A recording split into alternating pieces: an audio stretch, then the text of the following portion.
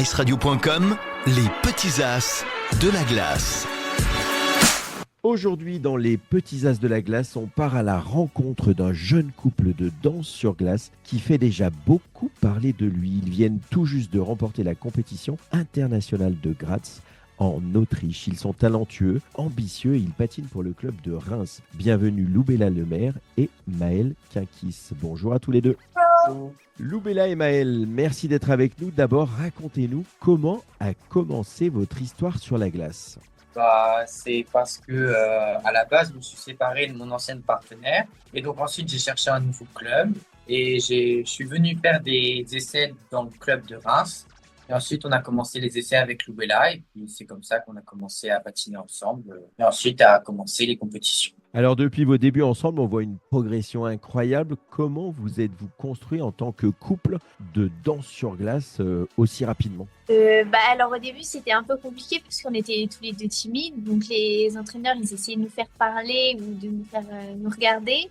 Bon, au début c'était un peu compliqué, mais à force c'est devenu automatique et bon, on se parle pas encore beaucoup, mais ça vient de plus en plus. Alors, vous patinez au club de Reims, un club qui mise beaucoup sur la formation. À quoi ressemblent vos semaines d'entraînement ? Combien de temps vous entraînez ? Comment est structuré votre entraînement ? On s'entraîne entre 10 et 15 heures par semaine, je dirais. C'est à peu près 1 ou 2 entraînements par jour, voire 3 entraînements par jour. Et après, on s'entraîne donc la plupart du temps avec le Divine. Et puis parfois, on a des intervenants qui font plutôt de la chorégraphie, plutôt de la technique et des cours au sol pour faire des portées, pour faire de la préparation physique, etc. Donc c'est assez complet comme semaine d'entraînement. Alors, ce travail paye. Vous venez de remporter la compétition internationale de Graz. Comment avez-vous vécu cette compétition ? Alors c'était une très bonne compétition. Bon après on a un peu moins bien réussi la valse, mais on s'est plutôt bien rattrapé sur le quick et on a fait un beau programme à la compétition. Est-ce que c'était votre première compétition internationale ? Non, c'était la troisième, mais la première cette année. Première de la saison. Quels vont être votre objectif maintenant, justement, pour la suite ? Comment va se passer la suite de la saison ?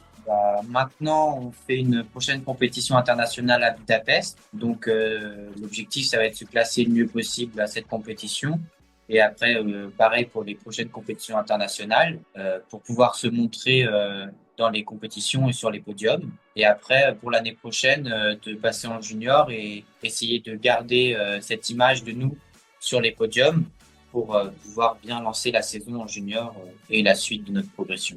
Et on est à l'aube des Jeux de 2026, donc c'est bien trop tôt pour vous. Mais est-ce que vous voyez déjà en 2034 ou 2038 représenter la France pour les Jeux Olympiques ? Est-ce que ce serait un rêve pour vous ? Pour moi, oui, c'est un grand rêve, mais après, voir au fur et à mesure des années ce qui nous attend. Eh bien, un immense bravo pour votre victoire à Graz et merci d'avoir partagé un petit peu de votre histoire avec nous.